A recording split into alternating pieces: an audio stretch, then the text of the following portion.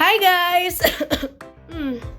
Jadi aku tuh radang tenggorokan udah lebih dari 3 hari sampai suaraku habis dan ganggu banget aktivitas aku sehari-hari. Mungkin sebelum kita make up hari ini, let's see what I got in my medical kit. Aku tuh bener-bener keganggu, aku tuh susah ngomong dan banyak presentasi yang ketunda. Ya, aku udah nyoba minum obat batuk tapi gak begitu ngaruh dan lagi rutin juga minum obat radang. Oh, ternyata ada antibiotik sisa sakit bulan lalu. It's not a big deal kan kalau misal aku minum sekarang. Terus juga lebih hemat karena aku gak perlu ke dokter untuk minta resep baru.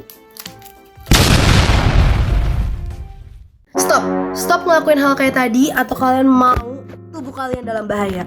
Karena penggunaan antibiotik yang salah seperti nggak ngabisin dan juga minum tanpa resep dari dokter itu malah bikin bakteri kebal terhadap obat dan juga antibiotik. Dan itu disebut sebagai resistensi antimikroba. Apa sih itu? Simak video aku. Apa sih resistensi antimikroba? Dan seberapa gentingnya sih ini? Jadi fenomena ini adalah ketika bakteri itu menjadi kebal kepada obat atau antibiotik yang seharusnya itu bisa ngebunuh mereka. Dan hal ini terjadi karena ya bakteri itu mulai bisa beradaptasi dan juga belajar gimana sih cara ngelawan atau kebal terhadap obat yang tadi kita konsumsi untuk membunuh mereka. Karena setiap kali kita menggunakan antibiotik secara salah akan muncul kemungkinan bakteri-bakteri tadi untuk dapat lebih kuat dan berkembang biak di dalam tubuh kita. Tentunya bakteri-bakteri tadi itu membawa sifat kebal yang akan mengganggu atau menyulitkan proses penyembuhan dari sebuah infeksi.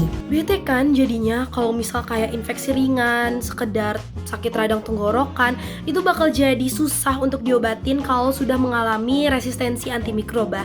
Dan tentunya akan membutuhkan biaya yang lebih mahal, waktu yang lebih lama, pokoknya bikin ribet deh. Bahkan resiko kematian dan infeksi yang lebih kompleks juga bisa muncul karena hal ini. Bahkan WHO aja udah menyebut bahwa resistensi antimikroba menjadi ancaman yang besar di dunia medis di abad ini. Jadi kalau kita nggak hati-hati, kita bisa aja balik ke masa di mana antibiotik ini belum ditemukan. Ketika infeksi sederhana bisa menyebabkan kematian dan menimbulkan masalah yang serius. Nah, penyebab dari resistensi antimikroba itu lebih detailnya lagi. Yang pertama adalah penggunaan antibiotik yang berlebihan atau tidak tepat.